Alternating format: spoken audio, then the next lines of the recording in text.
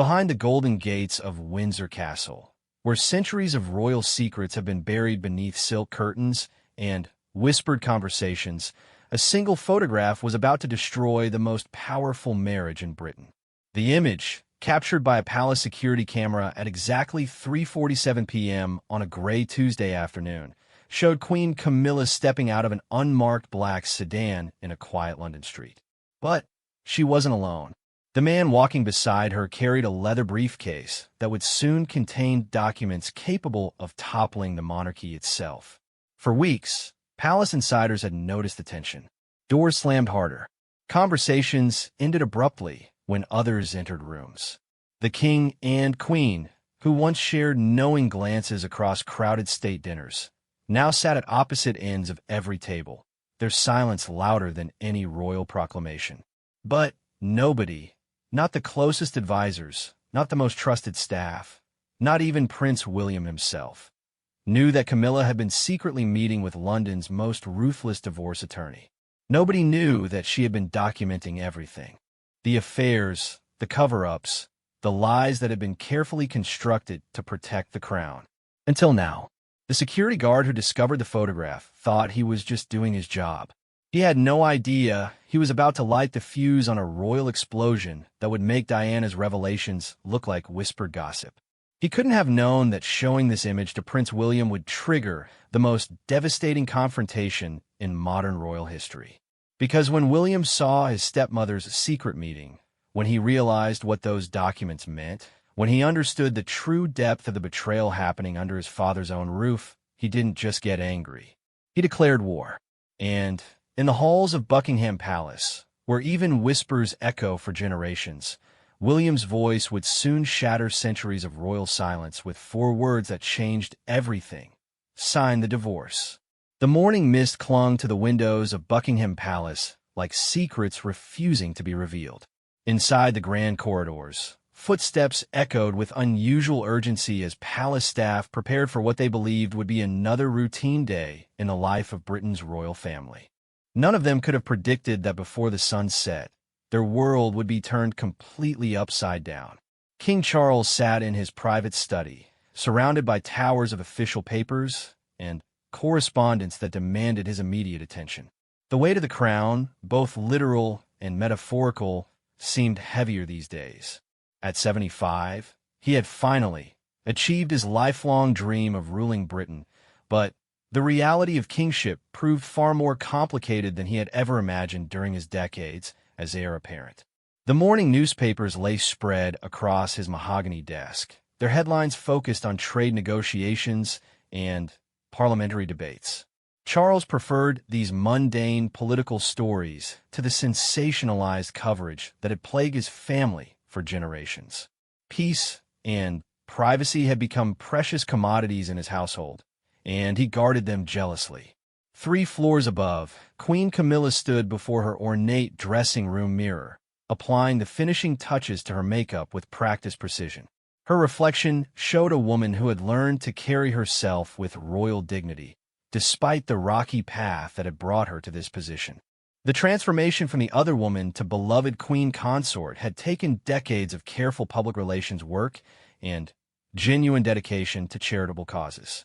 But this morning, something different flickered behind her carefully composed expression. A nervous energy that her lady-in-waiting might have noticed had she been paying closer attention.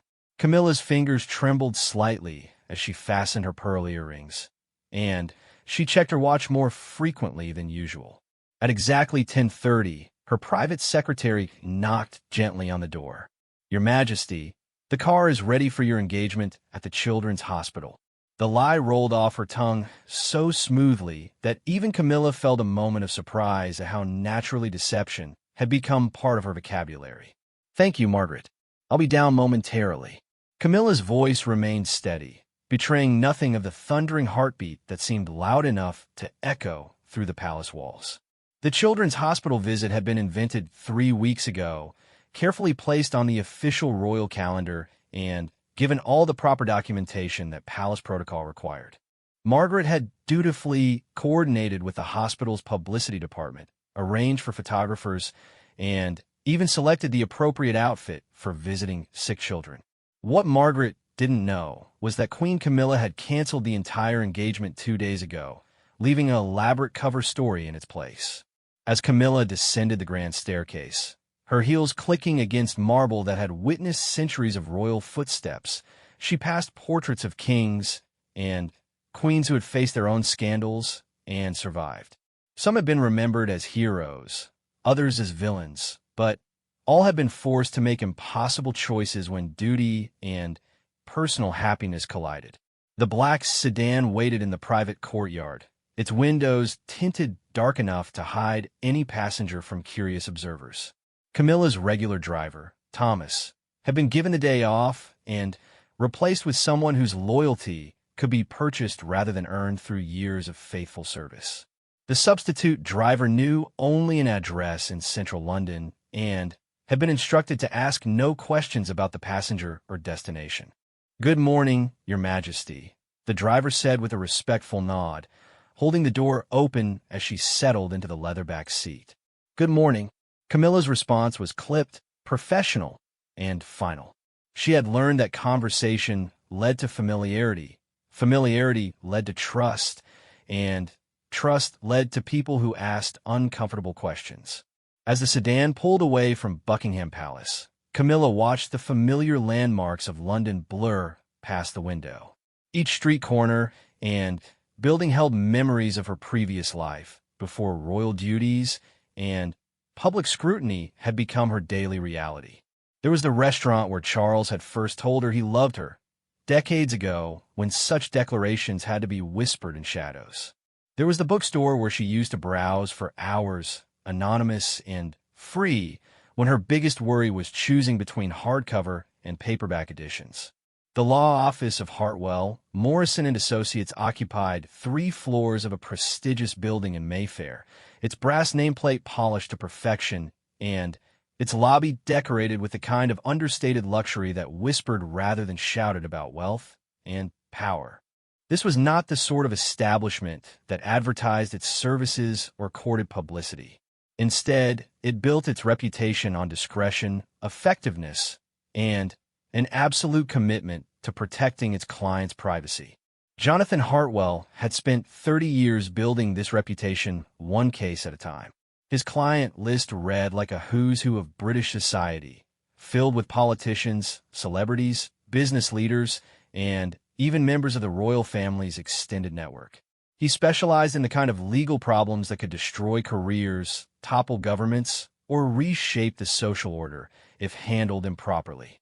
When his secretary had called 3 weeks ago to arrange a consultation with an unnamed but extremely high-profile client, Hartwell had cleared his entire afternoon without asking questions. Experience had taught him that the most sensitive cases began with the most mysterious phone calls, and he had learned to recognize the particular tone of voice that indicated someone whose life was about to change forever. The building's private entrance led directly to a discreet elevator that opened into Hartwell's personal office without requiring visitors to pass through the main reception area. This architectural feature had been specifically designed for clients who couldn't afford to be seen seeking legal advice, and it had proven invaluable over the years for maintaining the absolute privacy that made Hartwell's services so sought after. At exactly 11:15, Hartwell heard the soft chime that indicated someone had arrived via the private elevator. He straightened his tie, checked that his recording equipment was properly disabled, and prepared to meet whoever had felt desperate enough to risk everything for a secret consultation with London's most discreet divorce attorney. When the elevator doors opened and Queen Camilla stepped into his office, Hartwell's 30 years of professional experience in handling shocking revelations suddenly felt inadequate. He had represented cabinet ministers caught in scandals, business leaders facing criminal charges, and celebrities whose personal lives had become public spectacles. But nothing had prepared him for this moment. "Your Majesty," he said, rising from behind his desk with the kind of respectful bow that protocol demanded, even in the most unusual circumstances. "Mr. Hartwell." Camilla's voice carried the authority of her position, but there was something else underneath, a vulnerability that spoke of someone who had reached the end of their options and was now venturing into uncharted territory. They spent several minutes on the formal pleasantries that British culture demanded, even in the most explosive situations. Tea was offered and declined. The weather was discussed briefly. The office's impressive view of London was acknowledged appropriately. But underneath these civilized exchanges, both participants understood that they were dancing around a conversation that would change British history forever. I understand you require legal consultation regarding a matter of extreme sensitivity, Hartwell finally said, settling into his leather chair and adopting the professionally neutral expression that had served him well in countless delicate situations. That's correct. Camilla remained standing, moving to the window that overlooked the bustling London street below. From this height, the people looked like ants scurrying about their daily business, unaware that the fate of their monarchy might be decided in the room above their heads. Before we proceed, I want to ensure that you understand the absolute confidentiality that governs our relationship.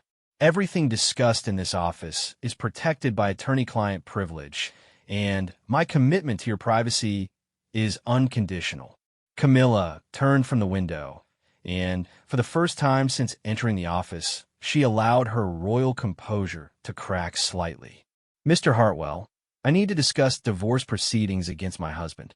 The words hung in the air like smoke from a gunshot. Hartwell had handled countless divorce cases, but never one that involved the reigning monarch of Britain. The legal, political, and constitutional implications were staggering. This wasn't just about dividing assets or determining custody arrangements. This was about potentially destabilizing the most ancient institution in British society. I see, Hartwell said carefully. May I ask what has led you to consider this course of action? Camilla returned to her chair, and for the next hour, she methodically outlined a story that would have seemed impossible if it weren't coming from her own lips. She spoke of promises broken and trust betrayed. She described a marriage that had been built on mutual affection and shared understanding, only to crumble under the weight of royal duty and personal ambition. But, most damaging of all, she revealed evidence of infidelity that went far beyond anything the British public had ever suspected. Names, dates, locations, and photographic evidence that she had been quietly documenting for months. The king, it seemed, had been conducting multiple affairs with a brazenness that even shocked his wife, who had once been the other woman herself. The irony is not lost on me, Camilla said with bitter humor. But I won't be humiliated the way Diana was. I won't smile for cameras while my husband makes a mockery of our marriage. Hartwell took careful notes, his legal mind already working through the complexities of what would undoubtedly become the most scrutinized divorce in modern history. The Church of England implications alone were staggering. Charles was, after all, the supreme governor of a church that had very specific teachings about the sanctity of marriage and the permanence of wedding vows. Your Majesty, I must ask about your ultimate objectives. Are you seeking a private separation, a formal divorce, or something else entirely? I want everything, Mr. Hartwell. I want my freedom, I want my dignity, and I want the world to know exactly what kind of man sits on the British throne. The meeting continued for another 2 hours, with Hartwell explaining the legal processes involved and Camilla providing additional details about the evidence she had gathered. Financial records, private correspondence, testimonies from staff members who had witnessed indiscretions. She had been building a comprehensive case for months, with the thoroughness of someone who understood that she would only get one chance to tell her story. As their consultation drew to a close, Hartwell outlined the next steps. Formal papers would need to be prepared. Evidence would need to be verified and organized. Media strategy would need to be carefully planned, because once this story broke, the entire British media establishment would descend like vultures on a fresh carcass. There's one more thing, Mr. Hartwell, Camilla said as she prepared to leave. I want you to understand that I'm not doing this lightly. I've spent years trying to be the queen that Britain needed, supporting Charles, and putting the monarchy above my own happiness. But I won't spend the rest of my life being made a fool. As Queen Camilla left through the private exit, stepping back into the black sedan that would return her to Buckingham Palace, neither she nor Hartwell could have anticipated that their meeting had been observed. Security cameras, installed by building management for routine surveillance purposes, had recorded her arrival and departure.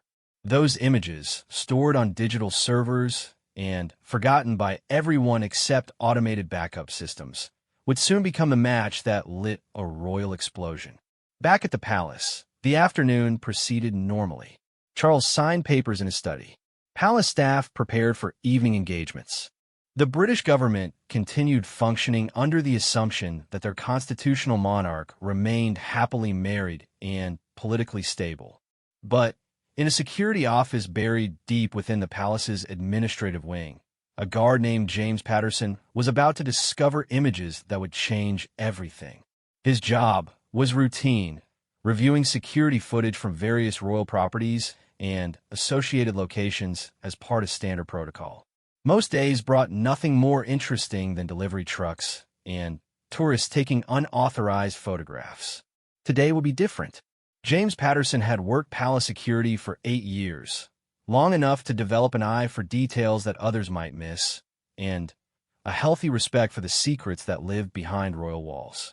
His shift typically began at 2 in the afternoon, when he would settle into the windowless security office with multiple monitors displaying feeds from cameras positioned throughout the royal properties and their surrounding areas. Most days, the job was routine to the point of tedium. He watched delivery trucks arrive at service entrances, monitored tourists who ventured too close to palace boundaries, and occasionally spotted photographers with telephoto lenses attempting to capture unauthorized images of royal family members. The work required attention to detail, but rarely provided anything more exciting than protocol violations or minor security concerns. But this Tuesday afternoon, as James methodically reviewed footage from the previous day's recordings, something caught his attention that made him lean closer to his monitor. The timestamp showed 11:17 a.m., and the location was identified as a building in Mayfair that housed several high-profile law firms. The camera angle provided a clear view of the street entrance, and the image quality was sharp enough to identify faces despite the distance. What James saw made him pause the recording and replay it several times. Queen Camilla, unmistakably recognizable despite her attempt at discreet clothing choices, was exiting a black sedan and walking toward the building entrance. The man beside her was unfamiliar, but his professional demeanor and expensive briefcase suggested he was someone of significant importance. James's training had taught him to recognize when seemingly innocent activities might indicate something more serious. Royal family members didn't make unscheduled visits to law offices without good reason, and they certainly didn't do so while maintaining elaborate cover stories about charitable engagements. His instincts, honed by years of security work, told him that this footage represented something far more significant than a routine royal appointment. The protocol for handling potentially sensitive security footage was clear and specific. James was required to report any unusual activity involving royal family members to his immediate supervisor, who would then determine whether the information needed to be escalated further up the chain of command. But James also understood that some discoveries were too sensitive for normal bureaucratic channels. This felt like one of those discoveries. Instead of following standard protocol, James made a decision that would alter the course of British royal history. He burned the footage onto a secure disk, logged out of the system without filing a formal report, and made his way to the private offices where senior royal staff handled the family's most confidential matters. Prince William's office occupied a prestigious location within Kensington Palace, decorated with the kind of understated elegance that suggested power without ostentation.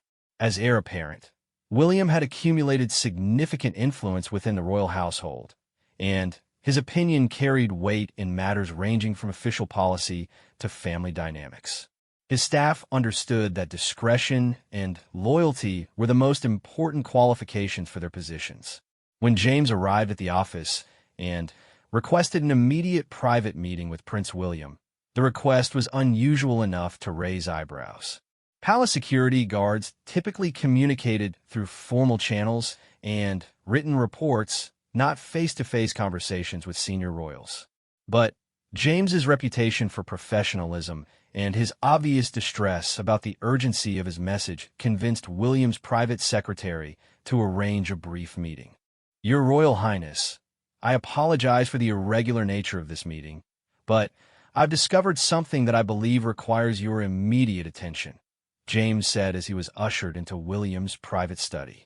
William, dressed casually in a sweater and slacks that reflected his preference for informal attire when away from public duties, looked up from the economic reports he had been reviewing. At 41, he had developed the kind of measured demeanor that came from years of training for eventual kingship, but his eyes showed the sharp intelligence that made him an effective advocate for royal interests. "Of course, James. What can I help you with?" "Sir, yesterday's security footage captured images of Queen Camilla at a law office in Mayfair. She was accompanied by a man who appears to be a legal professional, and the meeting was not listed on any official royal calendar." The words hit William like a physical blow. He had spent years navigating the complex dynamics of his father's marriage to Camilla, finding ways to accept her role in the family while managing his own complicated feelings about her relationship with his father. But secret meetings with lawyers suggested something far more serious than minor marital discord. "Show me," William said quietly. James inserted the disc into William's computer, and together they watched the footage that would shatter any illusions about the stability of the royal marriage. The images were clear and unambiguous. Queen Camilla, unmistakably identifiable, entering and later exiting a building that housed some of London's most prestigious divorce attorneys. William watched the footage 3 times without speaking, his expression growing darker with each viewing. Years of diplomatic training had taught him to control his emotions in public situations, but in the privacy of his office, he allowed himself to process the full implications of what he was seeing. "Have you shared this information with anyone else?" William asked finally. "No, sir. I brought it directly to you." "Good. I want you to return to your station and continue your normal duties. Don't mention this discovery to anyone, including your supervisor. Consider this matter classified at the highest level." After James left, William sat alone in his office, staring at the frozen image on his computer screen that showed his stepmother walking toward what appeared to be the most consequential meeting of her life. The implications were staggering, both personally and institutionally. A royal divorce would dominate headlines for months, potentially destabilizing the monarchy at a time when British society was already facing numerous challenges. But William's anger wasn't primarily focused on the potential public relations disaster. Instead, he found himself furious about the deception and betrayal that the footage represented. His father had endured decades of public scrutiny and personal sacrifice to reach the throne, only to have his marriage undermined by the very woman who had promised to support him through the challenges of kingship. William's phone calls that afternoon were carefully calculated and strategically planned. First, he contacted his private intelligence network, a group of trusted advisors and former security professionals who helped him monitor potential threats to royal interests. Within 2 hours, he had comprehensive information about Hartwell, Morrison and Associates, including client lists, specializations, and recent high-profile cases. The intelligence confirmed his worst fears. Jonathan Hartwell was not just any lawyer. He was London's most skilled and ruthless divorce attorney, with a reputation for maximizing his clients' leverage through strategic revelation of embarrassing information. His client list included politicians who had destroyed their opponents' careers and business leaders who had walked away from marriages with billion-pound settlements.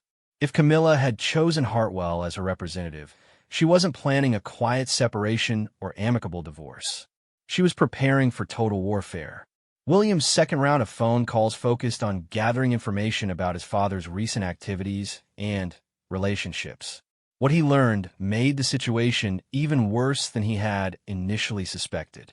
Charles had indeed been conducting affairs, multiple relationships that he had hidden from both his wife and his closest advisors. The evidence was substantial and damaging, exactly the kind of material that would provide Camilla with enormous leverage in any divorce proceedings. By early evening, William had assembled a complete picture of the crisis that was about to engulf his family.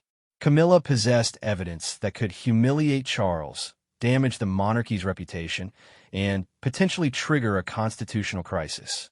She had chosen legal representation that specialized in devastating high-profile divorces, and she had demonstrated a willingness to engage in elaborate deception to advance her objectives. The confrontation that followed would be remembered as one of the most explosive moments in modern royal history. William arrived at Buckingham Palace at 7:30 in the evening, bypassing the normal protocol that would have announced his visit in advance. His access to private family quarters allowed him to move through the palace unobserved, and his knowledge of his father's evening routine ensured that he could find Charles in his private study without having to explain his presence to staff members. Charles was reviewing correspondence from Commonwealth leaders when William entered the room without knocking. The breach of etiquette was so unusual that Charles immediately understood something significant was happening. "William, what's wrong?" "We need to talk, Father." "Immediately." "And we need to talk about Camilla." The conversation that followed lasted nearly 3 hours and covered topics that would have been unthinkable just days earlier. William presented the security footage, outlined his intelligence gathering about Camilla's legal representation, and detailed the evidence he had uncovered about Charles's extramarital affairs. Charles's initial response was denial, then anger at the invasion of privacy that the surveillance represented. But as William methodically presented more evidence and explained the potential consequences of Camilla's legal strategy, denial became impossible to maintain. "She's been documenting everything, Father. Every affair, every lie, every broken promise. She has enough evidence to destroy you completely. And she's chosen a lawyer who specializes in making that evidence as public and devastating as possible." The revelation that his wife had been secretly building a case against him hit Charles harder than William had expected. The king aged visibly as he processed the scope of Camilla's deception and the extent of her preparation for legal warfare. This wasn't a spontaneous decision born from recent marital problems. It was a carefully planned campaign that had been months in the making. "What do you recommend?" Charles asked finally, his voice barely above a whisper. William's answer would reshape the British monarchy and destroy relationships that had taken decades to build. "You need to act first. Tomorrow morning, before she can file any papers or release any information, you need to go to her and demand that she sign divorce papers. You need to control the narrative before she has a chance to destroy you with it." The plan that William outlined was ruthless in its simplicity and devastating in its potential effectiveness. Charles would confront Camilla with evidence of her secret legal consultations, present her with divorce papers that had been prepared by his own attorneys, and demand that she sign them immediately. The strategy relied on speed and surprise to neutralize her advantage before she could deploy the evidence she had gathered. "But if she refuses?" Charles asked. "Then you make it clear that you have evidence about her own past indiscretions that could be equally damaging. Everyone has secrets, Father, even Camilla. The question is whether she wants this to be a private separation or a public war." As father and son worked through the details of their confrontation strategy, neither of them considered the possibility that Camilla might have anticipated their response and prepared countermeasures of her own. They assumed that surprise would give them the upper hand, not realizing that she had spent months planning for exactly this kind of royal retaliation. The stage was set for a confrontation that would echo through British history as three people who had once been united by love and loyalty prepared to destroy each other in pursuit of victory. The morning of the confrontation dawned gray and cold, with London fog rolling across the palace grounds like an omen of the storm that was about to break. Inside Buckingham Palace, the usual morning routine proceeded normally as staff members prepared breakfast, organized the day's schedule, and attended to the countless details that kept the royal household functioning smoothly. None of them suspected that before noon arrived, their world would be fundamentally altered. King Charles had slept poorly, spending most of the night rehearsing the conversation that would either save his reputation or destroy his marriage completely. The divorce papers, prepared by his personal attorneys in an emergency overnight session, sat in a manila envelope on his bedside table like a loaded weapon waiting to be deployed. Every word had been carefully chosen to minimize public damage while maximizing his legal protection. The strategy that he and William had developed was designed to shock Camilla into compliance through the revelation that her secret activities had been discovered and documented. But as Charles reviewed their plan one final time, he couldn't shake the feeling that they might be underestimating the woman who had outmaneuvered the entire British establishment to become queen. 3 floors away, Queen Camilla was completing her own morning preparations with the calm efficiency of someone who had been expecting this confrontation for weeks. Her conversation with Jonathan Hartwell had included extensive discussion about royal retaliation strategies, and she had spent considerable time preparing for the possibility that Charles would discover her legal consultations before she was ready to proceed formally. The evidence files that she had been accumulating were stored in a safety deposit box at a private London bank, far from palace grounds and royal security oversight. Digital copies had been shared with trusted allies outside the royal family, ensuring that her leverage couldn't be eliminated through threats or intimidation. Most importantly, she had prepared a comprehensive media strategy that would allow her to control the narrative regardless of how or when the story broke. Camilla understood better than anyone the power dynamics that governed royal marriages. She had been the other woman for decades before becoming the legal wife, and that experience had taught her valuable lessons about survival in an institution that prioritized image above individual happiness. She knew that Charles would eventually discover her legal preparations, and she had carefully planned her response to his inevitable retaliation. At exactly 10 o'clock, Charles made his way to Camilla's private sitting room, the manila envelope clutched tightly in his hand, and his heart pounding with a mixture of anger and apprehension. The room had been redecorated since their marriage to reflect Camilla's personal taste, with comfortable furniture and family photographs that had once represented their shared happiness, but now felt like evidence of dreams that had turned into nightmares. Camilla was seated at her writing desk, responding to correspondence with the fountain pen that had been a wedding gift from Charles. She looked up as he entered, and the expression on her face suggested that she had been expecting his visit.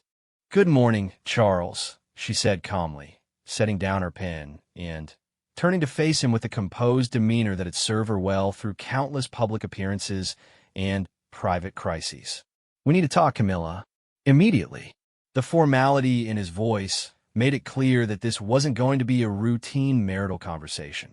Charles moved to the center of the room, positioning himself where he could observe her reactions while maintaining enough distance to avoid any appearance of physical intimidation. "Of course. What's on your mind?" "Yesterday, you were photographed entering the law offices of Hartwell, Morrison & Associates. You were accompanied by Jonathan Hartwell himself, London's most expensive divorce attorney. You spent over 2 hours in consultation with him, discussing legal strategies for dissolving our marriage." The accusation hung in the air between them like smoke from a fired pistol. Charles watched carefully for signs of surprise or denial, but Camilla's expression remained unchanged. If anything, she seemed relieved that the charade of normalcy could finally be abandoned. "I see," she said simply. "And how did you come by this information? That's not important. What matters is that you've been conducting secret meetings with lawyers while maintaining the pretense of a happy marriage. You've been building a case against me while smiling for cameras and attending state functions as if nothing was wrong." Camilla stood slowly, moving to the window that overlooked the palace gardens where they had once walked together during happier times. "Charles, did you really think I wouldn't eventually respond to your behavior? Did you imagine I would simply accept humiliation indefinitely?" The conversation was not proceeding according to the script that Charles had rehearsed. He had expected denials, tears, or angry accusations. Instead, Camilla was treating the confrontation like a business negotiation, maintaining her composure while acknowledging facts that most wives would have desperately tried to hide. My behavior? Camilla, I've been faithful to you and to the responsibilities of the crown. I've worked to include you in royal duties and to help the public accept you as queen. Faithful. Camilla's voice remained calm, but there was steel underneath the silk. Charles, I have photographs, text messages, hotel receipts, and witness statements that document your affairs with at least 3 different women over the past 18 months. I have evidence of meetings, gifts, and romantic weekend trips that you've hidden from me and from your staff. The words hit Charles like physical blows. He had been careful about his extramarital activities, using trusted intermediaries and maintaining elaborate security protocols to avoid detection.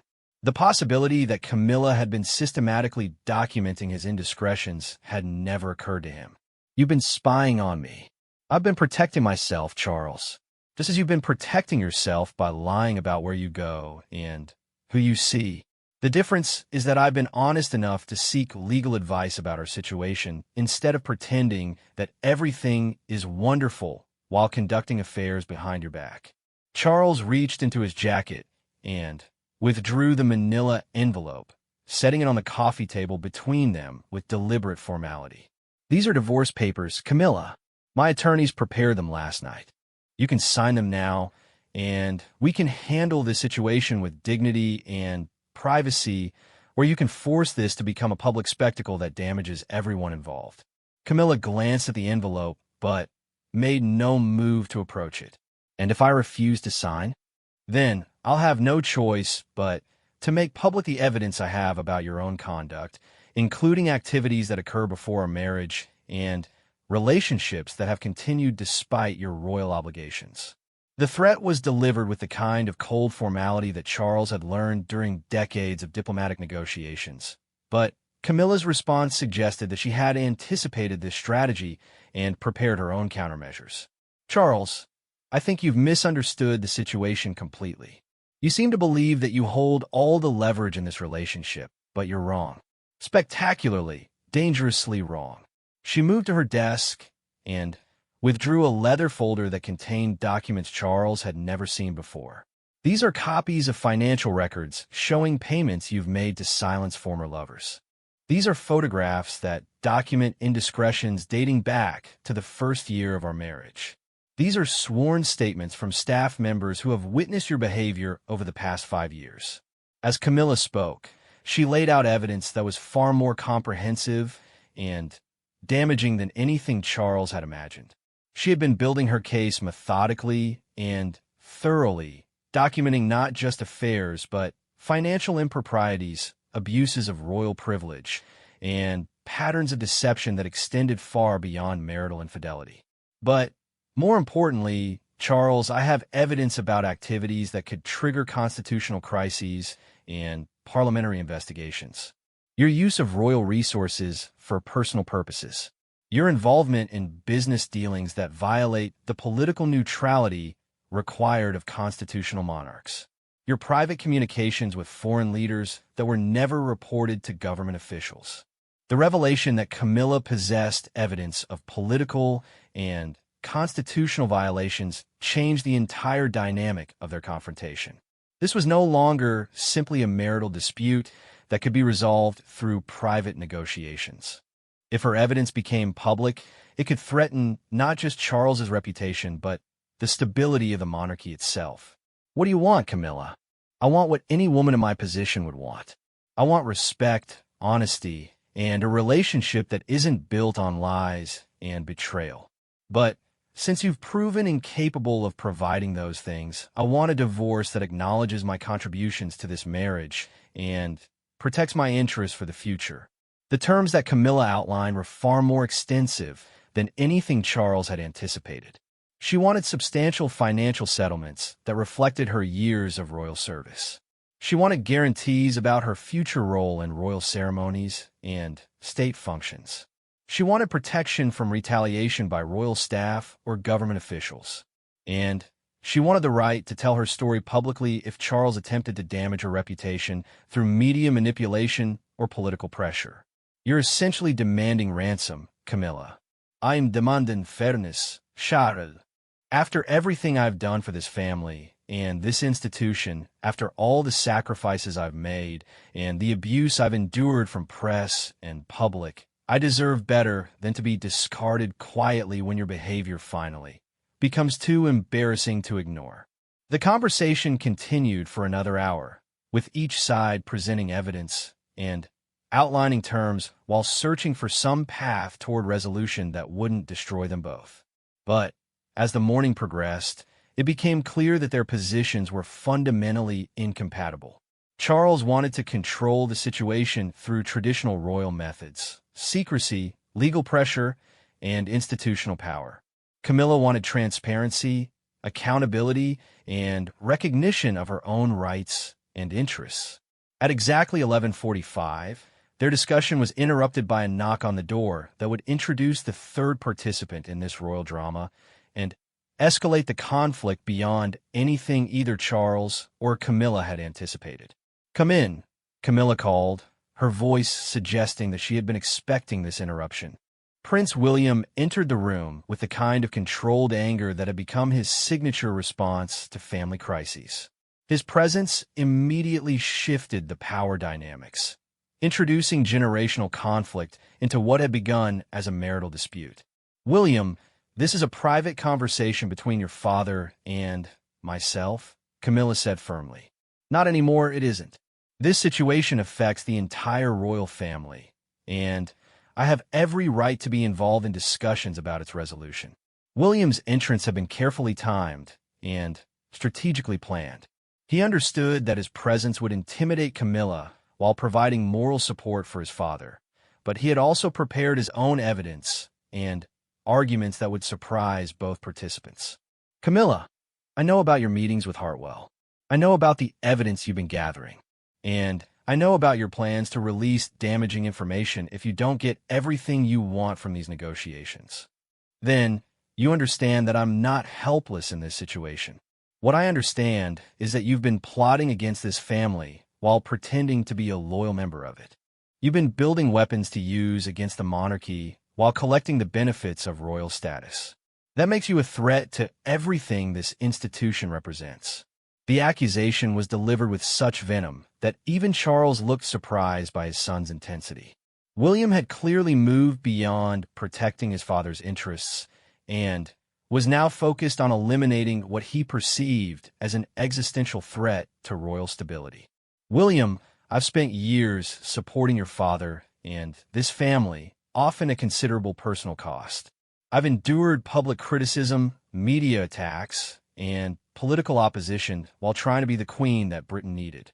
I don't deserve to be treated like an enemy for finally protecting my own interests. You deserve to be treated exactly like what you are, someone who has betrayed the trust of the royal family and is now trying to blackmail your way into a favorable divorce settlement." The confrontation between William and Camilla introduced elements of generational conflict and institutional loyalty that transformed their private family dispute into something far more significant. William represented the future of the monarchy, while Camilla represented the complications of the past that threatened to undermine that future. As the three of them stood in the elegantly appointed sitting room, surrounded by symbols of royal tradition and constitutional authority, they were preparing for a verbal battle that would determine not just the fate of a marriage, but the future direction of one of the world's oldest institutions. The tension in Queen Camilla's sitting room had reached a breaking point. Three people who had once shared family dinners and state occasions now faced each other as adversaries, each armed with secrets that could destroy the others. The morning sunlight streaming through the palace windows seemed to highlight the battle lines that had been drawn between them.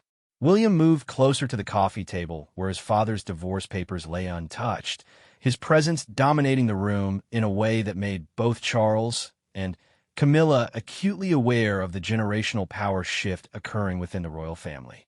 At 41, he represented not just the future of the monarchy, but also a new approach to royal crisis management that prioritized decisive action over diplomatic negotiation.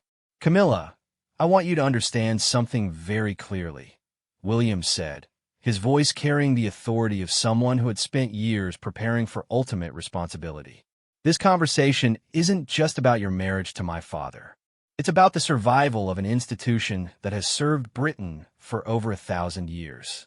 I won't allow personal grievances to destroy that legacy. Camilla's response revealed the steel beneath her composed exterior. William, you seem to have forgotten that I've spent years serving that same institution. I've attended countless engagements, supported hundreds of charities, and endured decades of public scrutiny to help modernize the monarchy. I deserve better than to be discarded when your father's behavior finally becomes too embarrassing to ignore. What you deserve is irrelevant compared to what the monarchy requires. The words hung in the air like a declaration of war. William had essentially dismissed Camilla's contributions and reduced her to an obstacle that needed to be removed for the greater good. But his calculation had failed to account for the depth of her preparation and the extent of her determination to fight back. I see, Camilla said quietly. Then perhaps it's time for you to understand exactly what kind of war you're declaring. She moved to her private safe, a small but sophisticated device hidden behind a portrait of the late Queen Elizabeth. The combination she entered had been changed recently, reflecting her growing paranoia about royal security and family loyalty. What she withdrew would alter the balance of power in the room and introduce new elements to their conflict that none of them had anticipated. William, you've accused me of plotting against the royal family, but you might want to consider whether your own activities would withstand the same level of scrutiny.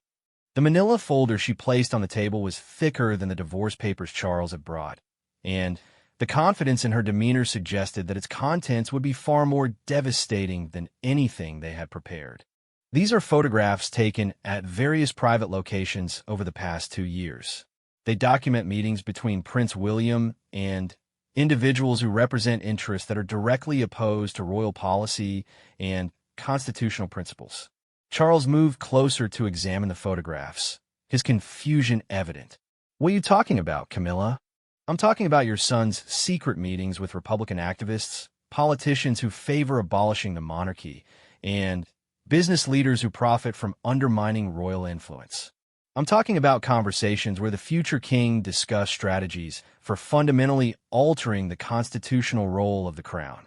The accusations were so unexpected that William's carefully controlled composure cracked for the first time since entering the room. He had indeed held private conversations with various political figures, but those meetings were part of his efforts to understand and respond to Republican sentiment, not to collaborate with anti-monarchist forces. Those meetings were research, Camilla.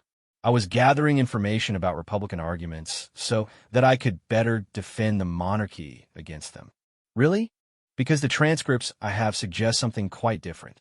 They suggest a future king who has serious doubts about the relevance of hereditary monarchy in modern society and who has been exploring alternatives to traditional royal governance. Camilla's revelation introduced a completely new dimension to their conflict. If she could prove that William had been questioning the fundamental principles of monarchy, it would undermine his moral authority to lecture her about institutional loyalty. More importantly, it would provide her with leverage that extended far beyond her marital dispute with Charles. You've been recording private conversations, William said, his voice barely controlled. I've been protecting myself against exactly this kind of attack. You seem to think that only you and your father have the right to gather intelligence and build cases against perceived enemies. But I've been in this family longer than you realize, and I've learned how to survive in an environment where loyalty is selective and temporary. The psychological warfare that followed was more brutal than anything any of them had experienced in their decades of royal service. Camilla methodically revealed evidence that she had been gathering not just about Charles's infidelities, but about political activities, financial arrangements, and personal relationships that stretched across the entire royal family. She had documented conversations between William and his wife Catherine that revealed private criticisms of royal protocol and constitutional requirements.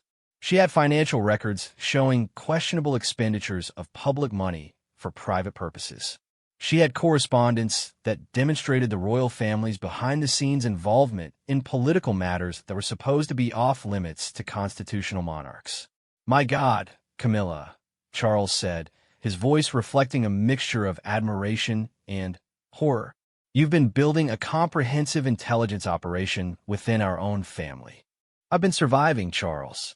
Just as you and William have been plotting to eliminate me, I've been preparing to defend myself against exactly this kind of attack. The difference is that my evidence is far more complete and far more damaging than anything you've assembled." William's response revealed the depth of his miscalculation. He had assumed that Camilla was simply a disgruntled wife seeking a favorable divorce settlement, not a strategic thinker who had been preparing for institutional warfare. His attempts to intimidate her had actually triggered the release of information that was far more dangerous to royal interests than anything she had originally planned to reveal. "What do you want, Camilla?" William asked, his earlier arrogance replaced by obvious concern about the implications of her evidence. "I want what I've always wanted: respect, honesty, and fair treatment. But since you've chosen to make this a war, I'm prepared to fight it on those terms." The terms that Camilla outlined were far more extensive than anything either Charles or William had anticipated. She wanted immediate public acknowledgement of her contributions to the royal family. She wanted substantial financial settlements that reflected not just her marriage, but her years of royal service. She wanted guarantees about her future role in state occasions and ceremonial functions. And she wanted absolute protection from retaliation by royal staff, government officials, or media allies. But most significantly, she wanted fundamental changes in how the royal family operated internally. She demanded transparency in financial matters, accountability for public expenditures, and an end to the culture of secrecy that allowed behavior like Charles's affairs to continue unchecked. "You're essentially demanding that we transform the monarchy to accommodate your personal grievances," Charles said. "I'm demanding that the monarchy live up to the standards it claims to represent. If you want public respect and constitutional authority, you need to demonstrate the integrity and accountability that justify those privileges." The conversation that followed revealed the fundamental conflict between traditional royal governance and modern expectations of transparency and accountability. Charles and William represented an institutional approach that prioritized stability and continuity above individual rights or moral consistency. Camilla represented a more contemporary view that demanded ethical behavior and honest accountability from public figures. As they debated principles and precedents, the conversation gradually shifted from personal attacks to substantive discussions about the future direction of the British monarchy. Camilla's evidence had forced all of them to confront uncomfortable truths about the gap between royal public image and private reality. The monarchy has survived for centuries by adapting to changing circumstances while maintaining essential continuity, William argued. "What you're proposing would fundamentally alter the constitutional role of the crown and potentially destabilize the entire system of government. What I'm proposing would modernize an institution that has been protected from accountability for too long. The British public deserve better than rulers who live by different standards than everyone else." The debate continued for hours, with each participant presenting arguments about tradition versus reform, stability versus accountability, and institutional survival versus moral integrity. But underneath these philosophical discussions lay the practical reality that Camilla possessed enough evidence to destroy all of them if they couldn't find a mutually acceptable resolution. As afternoon turned to evening, it became clear that their conflict had evolved beyond a simple marital dispute into a fundamental confrontation about the future of the British monarchy. The evidence that each side had assembled represented not just personal ammunition, but competing visions of what royal institutions should become in the 21st century. The resolution of their immediate crisis would determine not just the fate of Charles and Camilla's marriage, but the direction of constitutional monarchy for generations to come. And as they prepared for the final phase of their confrontation, none of them could predict which vision would ultimately prevail or what price they would all pay for the battle they had chosen to fight. The stage was set for a conclusion that would reshape British royal history and determine whether the monarchy would emerge from this crisis stronger or fundamentally damaged by the revelations that had been unleashed in Queen Camilla's sitting room. The next few hours would determine not just personal destinies, but the future of one of the world's oldest continuing institutions. Outside the palace walls, London continued its daily rhythm, unaware that the fate of the British crown was being decided in private conversations that would soon reshape the relationship between the monarchy and the people it served. The final act of this royal drama was about to begin, and its conclusion would echo through British history for generations to come. The early evening light cast long shadows across Queen Camilla's sitting room as the three participants in this royal confrontation faced the devastating reality of what their battle had revealed. Hours of accusations, evidence presentation, and strategic maneuvering had stripped away decades of carefully constructed public images, leaving them all exposed and vulnerable in ways none of them had anticipated. Charles sat heavily in his chair, looking older than his 75 years as he processed the full scope of the crisis that had engulfed his family. The divorce papers he had brought as weapons now seemed pathetically inadequate compared to the arsenal of evidence that Camilla had assembled. His dreams of a peaceful reign, free from the scandals that had plagued his earlier years, lay in ruins around him. William stood by the window, his earlier confidence replaced by the grim realization that his aggressive strategy had backfired spectacularly. Instead of intimidating Camilla into submission, he had triggered the release of information that threatened not just his father's reputation, but his own future as king. The weight of responsibility for this escalation pressed down on him like a physical burden. Camilla remained seated at her desk, surrounded by the evidence files that had transformed her from victim to victor in their family war. But victory felt hollow when she contemplated the collateral damage that her revelations would cause to institutions and relationships that had taken decades to build. The cost of protecting herself was proving higher than she had ever imagined. "We need to discuss our options," Charles said finally, breaking the silence that had settled over the room like fog. "Because if any of this information becomes public, it won't just destroy our family. It could bring down the monarchy entirely." The truth of his statement was undeniable. Royal scandals had always generated intense public interest, but the evidence that had been revealed during their confrontation went far beyond personal indiscretions. Constitutional violations, financial improprieties, and political activities that challenged the monarch's required neutrality could trigger parliamentary investigations and Republican movements that might permanently alter Britain's system of government. "That's exactly why I gathered this information, Charles," Camilla replied. "Not to destroy the monarchy, but to ensure that my own destruction wouldn't be collateral damage in your efforts to protect it. You and William assumed that I could be eliminated quietly because I was expendable.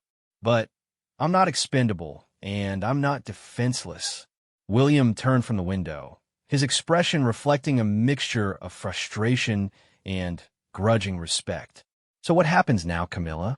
Do you release everything and watch Britain's constitutional system collapse? Do you trigger a crisis that could eliminate the monarchy entirely just to prove that you can't be discarded? What happens now depends on whether you're finally ready to treat me as an equal participant in these negotiations instead of an obstacle to be removed." The shift in power dynamics was complete and irreversible. Camilla had transformed herself from the weaker party seeking protection into the strongest participant who controlled the ultimate outcome of their conflict. Her years of careful preparation and strategic thinking had given her leverage that extended far beyond her original marital grievances. "What are your terms?" Charles asked quietly. The terms that Camilla presented were comprehensive, carefully considered, and designed to protect not just her immediate interests, but her long-term security and dignity. She wanted financial arrangements that reflected her contributions to the royal family rather than simply her role as Charles's wife. She wanted continued involvement in royal ceremonies and state functions, acknowledging her years of service and public commitment. She wanted protection from media retaliation and political pressure that might follow their separation. But most importantly, she wanted institutional changes that would prevent future situations like the one they were facing. Transparency in royal finances, accountability for personal conduct, and clear boundaries between public duties and private relationships. She was demanding not just personal justice, but systemic reform that would modernize the monarchy for future generations. "You're asking us to fundamentally change how the royal family operates," William said. "I'm asking you to live up to the standards you claim to represent. If the monarchy wants public support and constitutional authority, it needs to demonstrate the integrity and accountability that justify those privileges." The negotiations that followed were unlike anything any of them had experienced in their royal careers.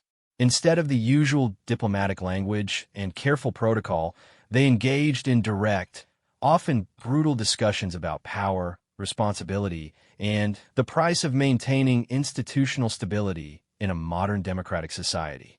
Charles found himself defending decisions and behaviors that he had never expected to have questioned by his own family. His affairs, his use of royal resources for personal purposes, and his behind-the-scenes political activities were all subjected to the kind of scrutiny that he had spent his entire life avoiding. William was forced to explain his private conversations with Republican activists and his doubts about traditional royal governance. What he had intended as research and preparation for future challenges was revealed as evidence of disloyalty to the institution he was supposed to inherit and protect. Camilla presented her evidence methodically and comprehensively, demonstrating not just individual incidents, but patterns of behavior that revealed fundamental problems with how the royal family operated privately while maintaining public facades of perfect propriety. "The choice is simple," she said as their negotiations reached a critical point. "We can resolve this privately, with agreements that protect everyone's interests and reform the practices that created this crisis. Or we can let it become public and allow Parliament, the press, and the people to decide what the monarchy should become in the 21st century." The threat was clear and credible.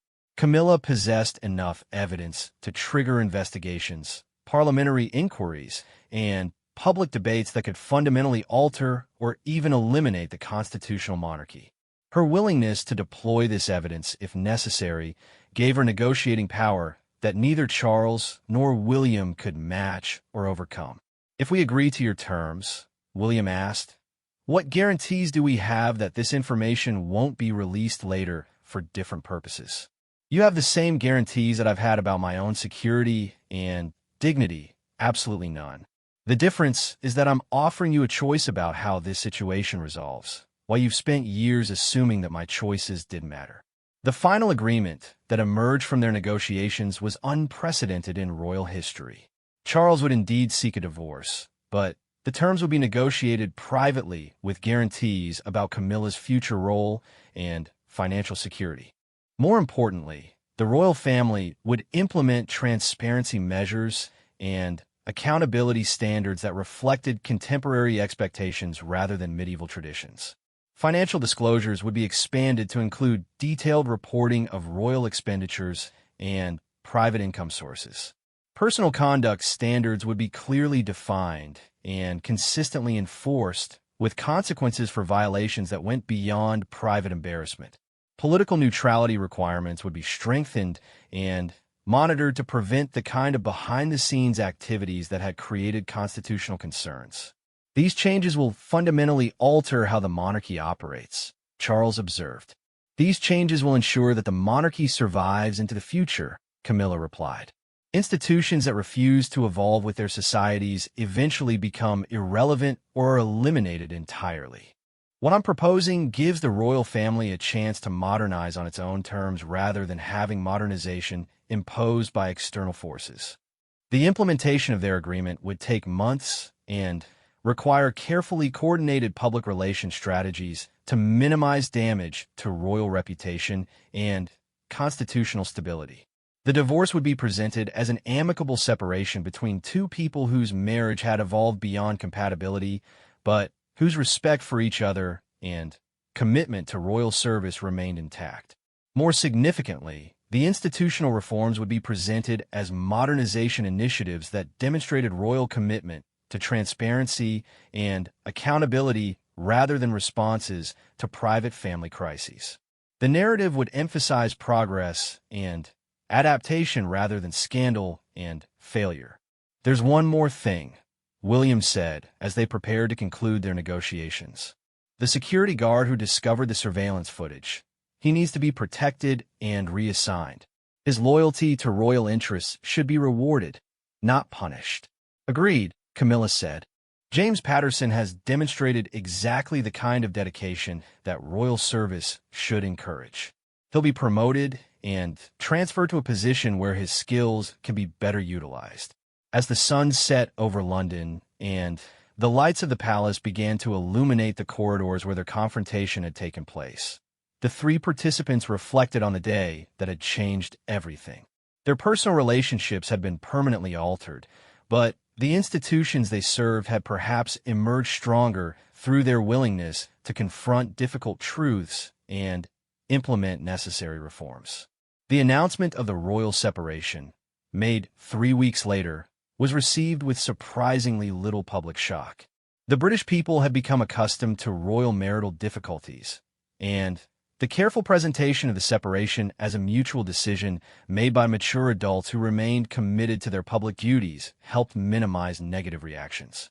More importantly, the subsequent announcement of royal transparency initiatives was received with widespread approval. Public opinion surveys showed strong support for modernization measures that made the monarchy more accountable while preserving its constitutional role and ceremonial importance.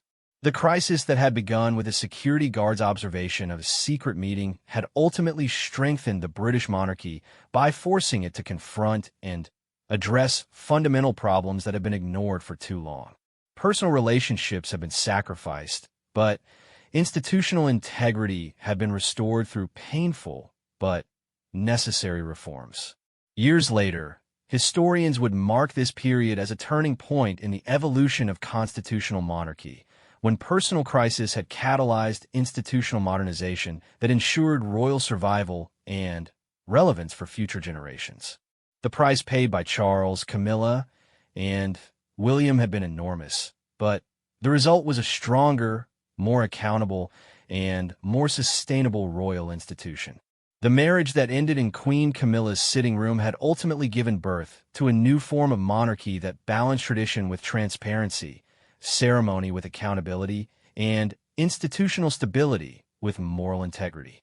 It was perhaps the most valuable legacy that any of them could have left for the future of British constitutional government.